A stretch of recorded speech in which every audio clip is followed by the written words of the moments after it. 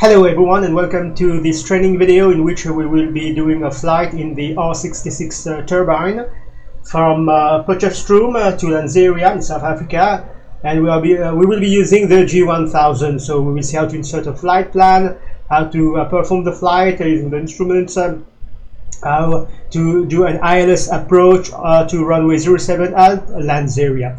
Now, because it's the first time I'm using the G1000 in any of my videos, if I find that there is a need to make further videos to better explain other features of the G1000, I will be doing it in subsequent videos. So here I'm just going to start the helicopter. We've already gone through the startup procedure in a previous video, so here I'm just going to go through it, because if I explain again it's going to take longer. Make sure it is.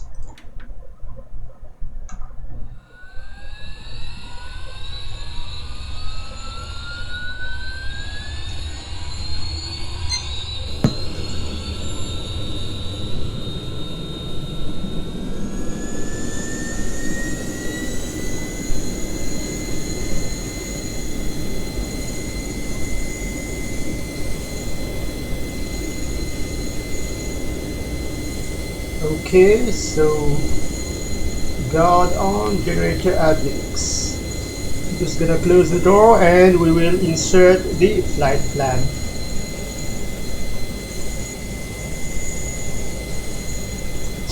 There it is. Now usually I resize it to a more manageable size, like here. Okay, I will put it somewhere like this, because anyway I'm doing instrument fly, so I have all the information here, but just for the purpose of this video I will be having it a little bit bigger so that you can see while I'm inserting different data. So here we confirm at the correct airport, FAPS for Potchefstroom. We click on flight plan. Okay, we already have the current airport here. Okay, we'll use the outer ring here to move to the next one, and then we will use the inner to get started with the next waypoint. So next waypoint is FAPS-ANIXU. So I start by going like this or counterclockwise depending on where the letter is. So it's A, and then to change I use the next outer knob here to move left or right. So here it's going to be N,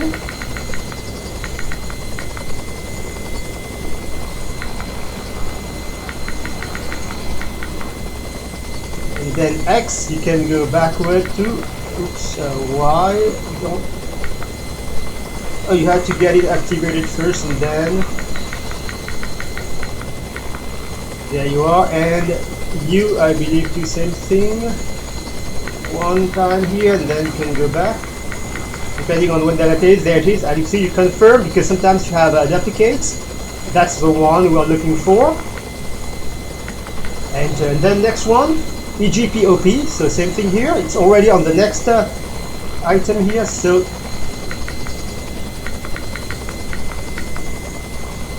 E,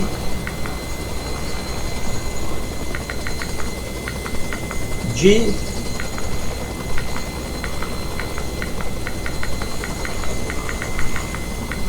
P,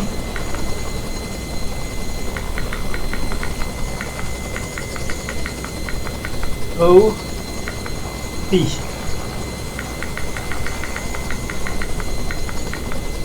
Okay. Okay, now before entering the destination airport, I will put like a wrong waypoint here, Malawi. Just, Karonga. It's not in the flight plan. And by the way, if you have several, okay, you choose whichever one you're looking for. But anyway, it's for the explanation here. Enter, and then we will put FALA.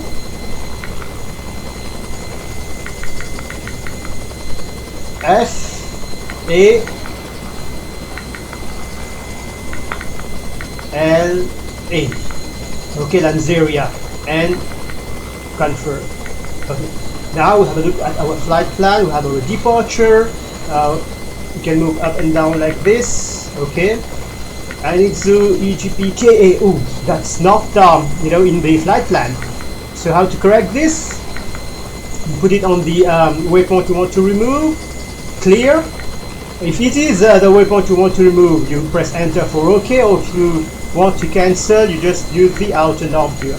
So here we want to remove KA, so we put it on OK and we press enter, and now we have our correct flight plan. We cross check departure arrival, and here, since we already know we will be landing on runway 07 using an ILS approach, you can press on procedure. Here you can insert the arrival, departure, etc. In our case, it's going to be approach, so enter. And here you have all the different approaches. So it's ILS 07, enter. If you do your flight planning properly, you will know the initial approach fix in this case, and anyway we have charts. Okay, so it's going to be LA1 and 2. Press enter. I will leave minimums off, and then you can load or activate. Now when I will activate is if I'm already in flight, and then I receive instruction to perform an ILS approach to runway 07. I do exactly what I just did here, and then I will activate. But now, since I'm still at my departure airport, what I will do is I will just load it, so I don't have to do this again unless I get another runway. Okay, so here I will just load it, and later we will see how to activate it. So here I just load. Okay, so here is my flight plan, approach, etc.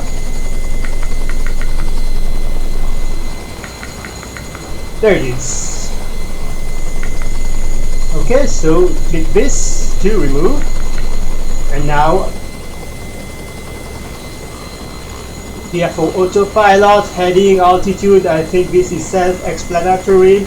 This is for the altitude, so we will be cruising at 9,000, so here it's for the thousands, and here for the hundreds. Okay, you can already put 9,000, and then once I'm above 44 knots, then I will be able to use the autopilot modes. Okay, so now I will take off, and then when appropriate I will switch on the corresponding autopilot modes for the flight.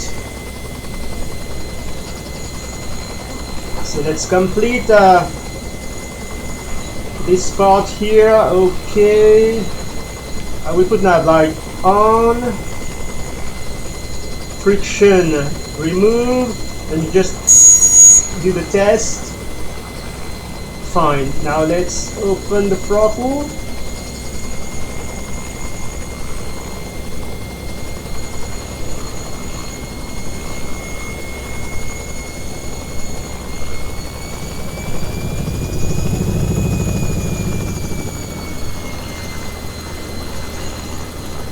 No matter how slowly I open the throttle, it always goes up like this.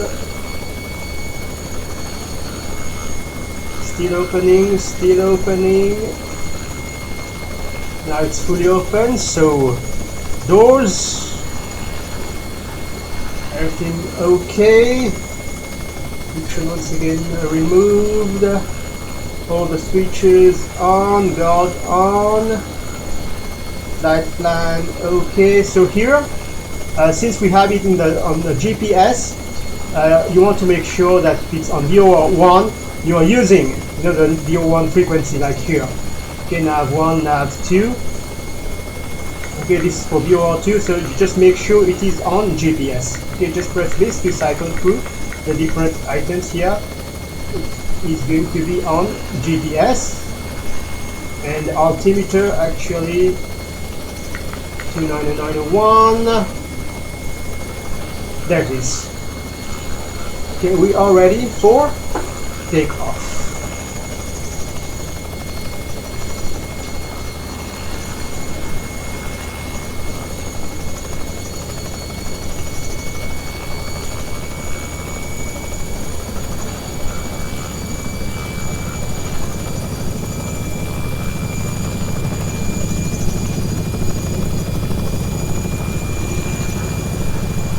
45-ish.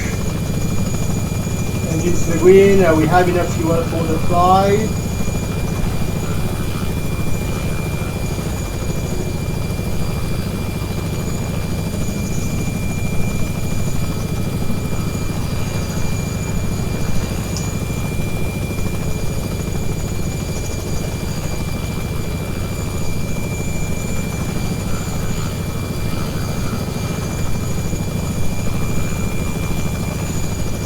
We'll take off from the taxiway.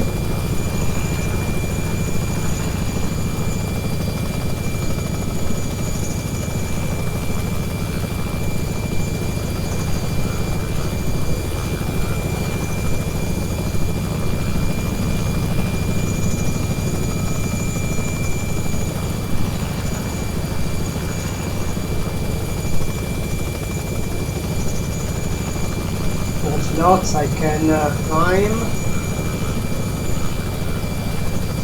Now don't just turn on autopilot as soon as you are up in the air. I could, because I'm already above 44 knots here. I'm just gonna keep flying a little bit,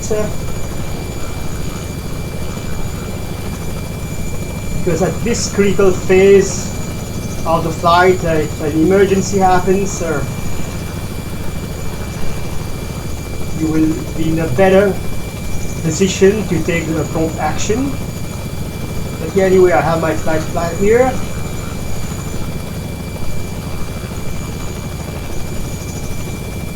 And there we go. I can activate autopilot. I will activate DS, and I will activate GPS, and there it is. I just control now my airspeed.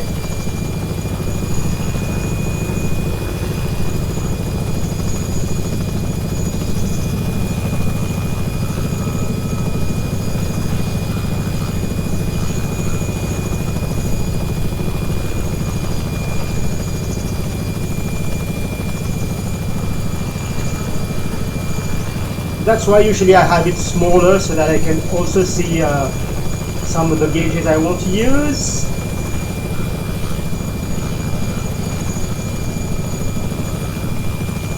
But here for the tutorial, I'm putting it this big so that you can see better. Now same thing if you want to kind of climb, or like reduce the climb rate or increase. Use the knobs here, nose up, nose down. DS is for the climb, and then once we reach 9,000 feet.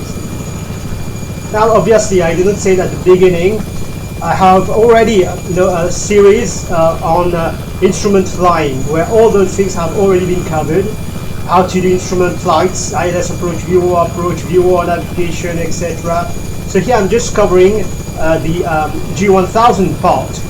But if you don't know to begin with, what is an instrument flying, what is an instrument approach, how to read those charts, etc., then you need to complete your training first. And then this is additional training. In this case, it's the Robinson R66. It has a G1000. I'm just showing you how to use the G1000, but the actual instrument flying, the approaches, you have to be already familiar with those procedures, how to reach charts, etc. And you don't have to go anywhere else. Everything is available on this channel. In the description of this video, you will have all the playlists. If you need basic, intermediate, advanced training, instrument training, and other types of training too, everything is available on this channel. So go, complete your training, and then you will be able to fly any helicopter using any method, VFR, IFR, etc.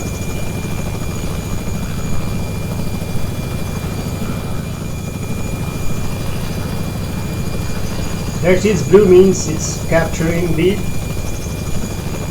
altitude input. There it is, and this is where you will need to adjust power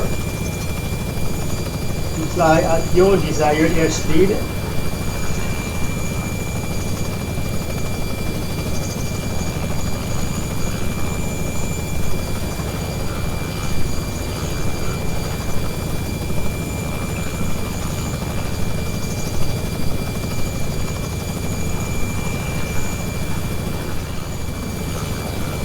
So here in a few seconds we will do our right turn to our next waypoint in 12, 11, 10 seconds, already indicating us. There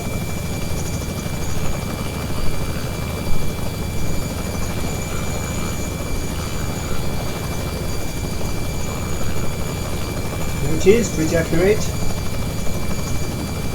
And we confirm we are flying to our next waypoint, EGPOP. Monitor during turns, airspeed especially, because we are still controlling the speed. So here autopilot is managing the lateral navigation through GPS, the altitude, and we are managing the airspeed.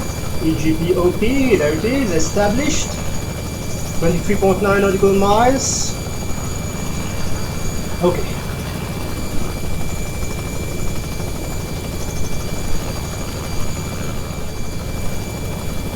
So now I will see you when we are about to activate the approach and continue with the rest of the flight.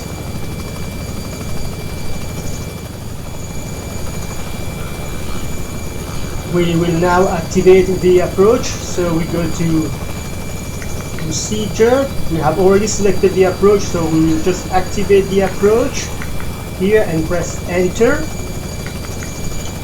Okay, and it already has frequency here selected.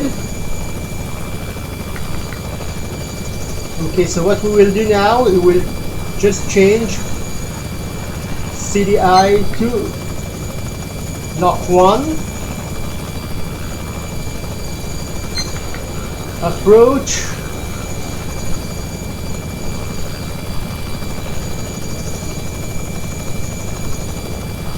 has already inserted our altitude that we will need to be at NA1, N2.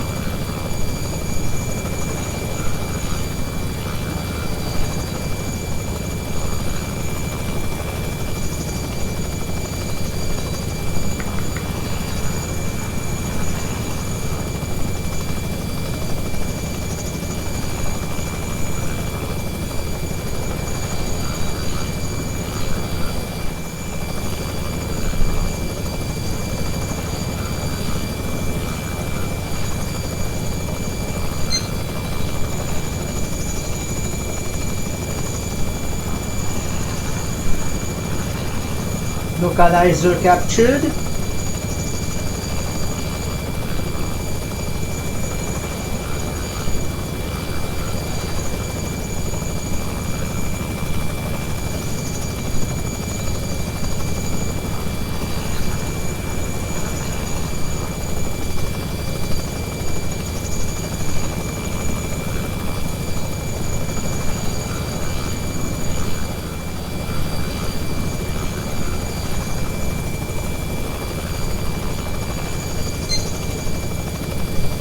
Light slope captured.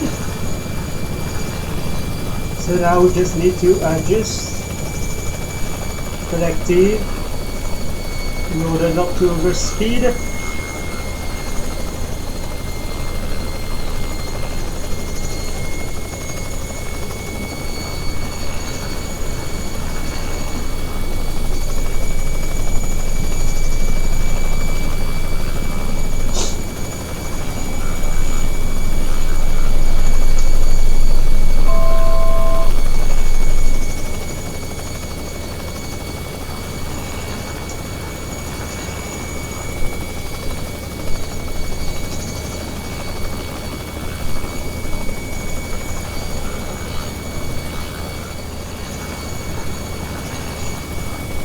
Now at this point I have the runway in sight, but I will keep using the autopilot for the approach, and then I will disconnect and manually fly the helicopter and land when appropriate.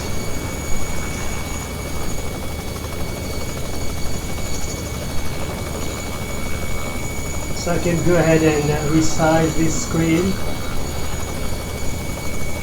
because you've already seen all the information necessary. There it is.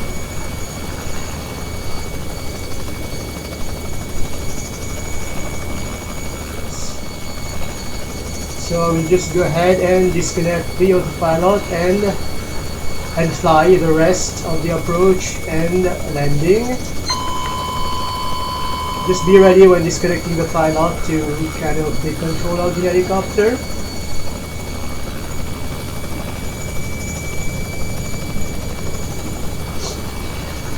This is also why I like to take control a little bit early so that I have time to adjust. So here at this point, when flying on that sim, I've done it many times. What the controller will tell you is if you can, as we departed from the runway also, that's something I get to do very often. You can also approach, you know, the taxiway rather than the runway. And departure to in a helicopter, it's done differently. So here I could approach the taxiway because it's really in sight. No problem identifying the taxiway from the runway. So it depends on what the controller is telling you. But here I approach the runway 07, so I will kind of continue flying towards runway 07 and then exit left in this case once we reach the taxiway, and then we will hover taxi to the helipad. But do note that helicopters sometimes they approach the taxiway instead of the runway. Of course, in weather condition like this here, okay, good visibility and all, you will never do an ILS approach to a taxiway. That's for sure. But like I said, I'm not gonna touch down where airplanes will touch down, so this is why I might be above the glide slope here. It's intended because I'm not touching down. At the same point, I will keep overflying the runway, and that's what I was talking about. I could have approached the taxiway, and I don't have to clear the runway at this point. I'm already on the taxiway, provided, of course, there is no other traffic on the taxiway, and ATC knows what he's doing. But you still have to keep an eye for any traffic.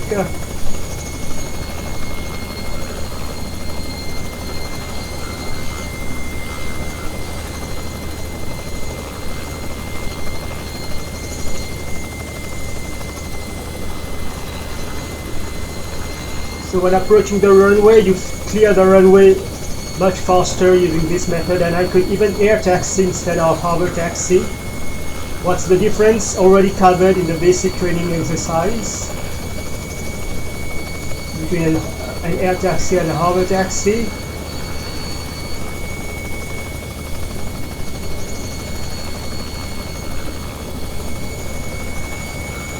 Here I'm just gonna directly fly to the helipad and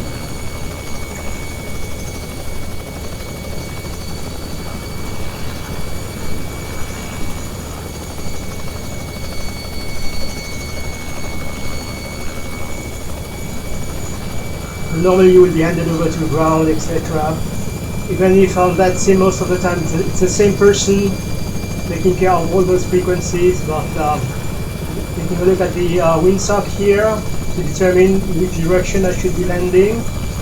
Okay, and a little bit of wind. So you have to take this into consideration. So here, once again, as I'm a helicopter, I'm still watching for traffic, but I will just fly over this patch of land here. And then that's the helipad, and according to the direction of the wind, which I just verified looking at the windsock, I will land by turning to the right here on the helipad.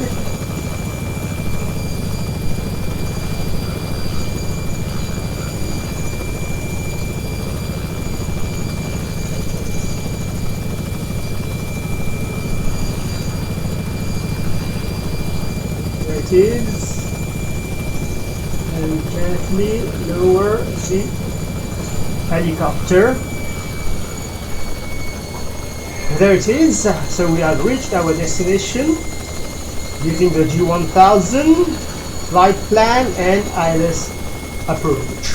Okay, now I will proceed with shutting down the helicopter, and since we've already done the flight, let me also show the shutdown part. So I'm just going to lower the connective.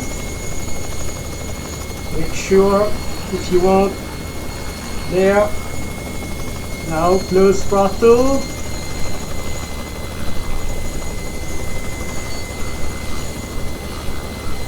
Between 70 to 80 and 1. And then we will wait 1 minute, and let's say that, yep, it is 1 minute, and then we're just going to pull off the runway.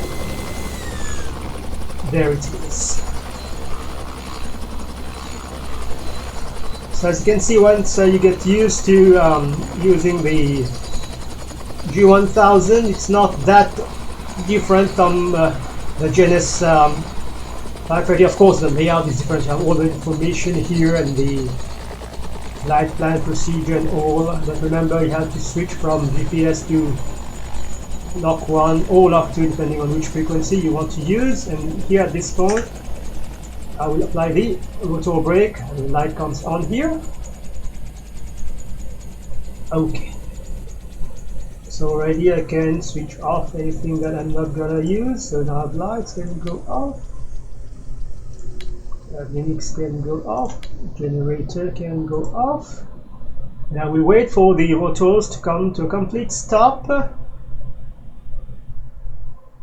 There it is. Off. Okay. So just before turning off the battery, everything. There it is. Now I'm just gonna turn off the battery. So there it is, how to fly using the G1000.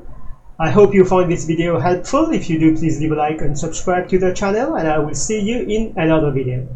Until then, take care. Bye bye.